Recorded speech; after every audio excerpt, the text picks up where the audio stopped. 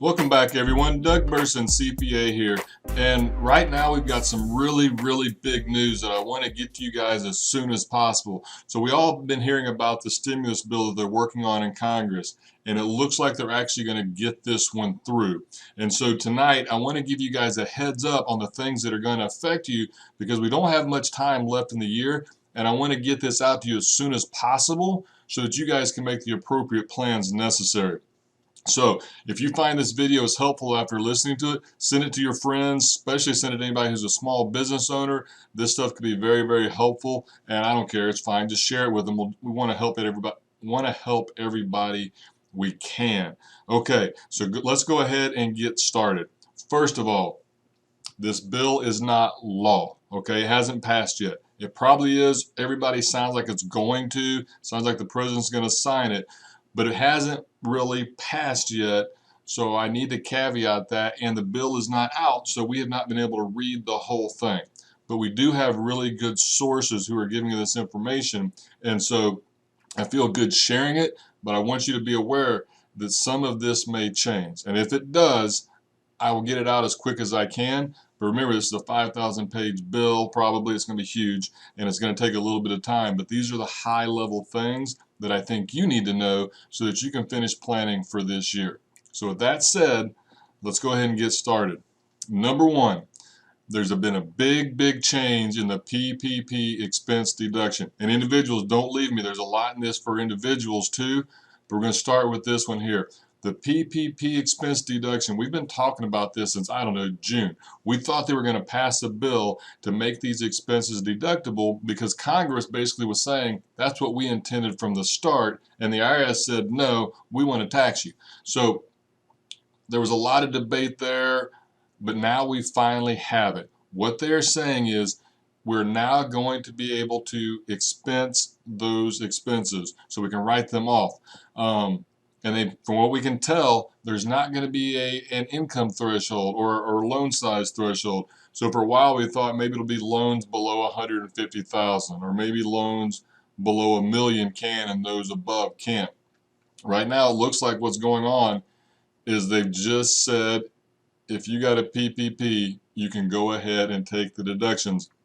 And that's huge because a lot of us have been trying to tax plan, and it can make a massive difference on our income statement on whether we need to go buy a new piece of equipment or buy supplies or do this or do that.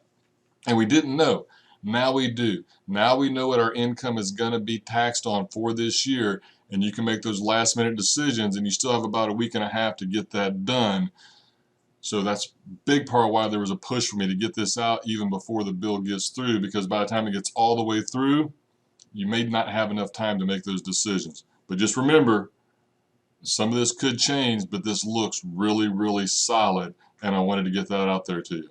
Okay, number two, one of the big things that we've been hearing about is the unemployment. And so what they're saying now is there's going to be a $300 per week additional unemployment that'll go all the way through March 14th of 2021.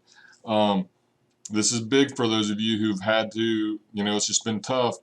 But I want you to understand, even though this has happened, a lot of times people forget about taxes. And unemployment is taxable. And so far, I've heard nothing that said that they're going to make it not taxable. Is it fair? That's not what this is about. I'm just going to tell you the way it is. Right now, the best we can tell, they haven't made any tweaks to that. So the unemployment that you've received will be taxable. And if you got a lot of it this year, you're looking at a tax debt, and I don't want you to get blindsided. You need to be aware of it. Try to set some money aside if you can. If you sign up for it now, try to go ahead and do the federal withholding, because, like I said, I just don't want you getting blindsided by the unemployment, because it happens every year where we're working on people in a normal year and they forgot about it. And this is anything but a normal year. Okay, another big thing that we've been waiting on, and we've gotten questions all summer long about a second stimulus payment. Are we going to get a second stimulus payment? Are we going to get another $1,200? Well, one, we are going to get a second stimulus payment, but it's not going to be the same amount. And so what they're saying is they've settled on $600 per person. So If you're married, that's $600 for you and $600 for your spouse. If you have kids that are eligible, it'd be $600 per child. So if you have 4 in your family that are eligible, we're looking at $2,400. Whereas if you remember back at the first one, it was $1,200, and then for the kids. And it looks like the criteria for who's eligible is going to be the same. You can go watch one of our other videos from back at the beginning of all this for the details. I want to just get through this quick for everybody. But essentially, if you're single and you make $75,000 or less, you'll qualify for the $600. If you make $75,000 to $100,000, that's when it phases out. When you go over, I believe it's going to be $98,000 or $100,000. It's going to be completely phased out. And if you're married, same thing. $150,000 or less, you'll qualify for $600 each. If you make over $198,000, $200 to make it simple, it's going to be 0, and anywhere in between that is the phase out, just like the original. And you guys remember that. But there's a couple things here. One is some of you may not have got the original stimulus, but based on 2020 income, you would have qualified. So one of the things during tax season is we're going to ask you is, did you receive the stimulus payment? And if you did, great. But if you didn't, or if you didn't get the full amount, we're going to be able to request that on the tax return, and you'll get it there so it wasn't lost. The other thing I wanted to stress on this is if you have direct deposit, they're going to be able to get these out really quick. They said the infrastructure is there, so this is going to happen a lot faster. And what that means is if you switched bank accounts, right, or you didn't do direct deposit before, you need to get on the IRS's website like right away and update your banking information so that it can work for you and you'll get it quickly. So I want to make sure, that's another reason why I want to get this video out early, is they're saying that they could have these payments rolling out by the end of next week. So if you had direct deposit and you change your bank again, get there quickly because this could happen really, really fast. Another one that they've added is earned income credit and child tax credit.